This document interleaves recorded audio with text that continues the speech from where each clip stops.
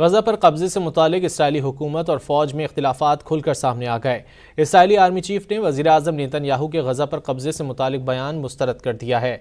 आलमी मीडिया के मुताबिक एक इजलास के दौरान इसराइली वज़ीर आज़म और आर्मी चीफ के दरमियान तल्ख कलामी हुई है।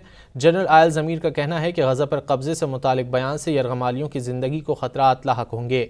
ऐसे इकदाम से गुरेज करना होगा। जनरल आयल ज़मीर ने असल हदफ सिर्फ हमास को शिकस्त देना करार दिया। गजा पर कब्जे से मुतालिक इसराइली हुकूमत और फौज में इख्तिलाफात खुलकर सामने आ गए। इसराइली आर्मी चीफ ने वज़ीर आज़म नेतन्याहू के गजा पर कब्जे से मुतालिक बयान मुस्तरद कर दिया है। आलमी मीडिया के मुताबिक एक इजलास के दौरान इसराइली वज़ीर आज़म और आर्मी चीफ के दरमियान तल्ख कलामी हुई है।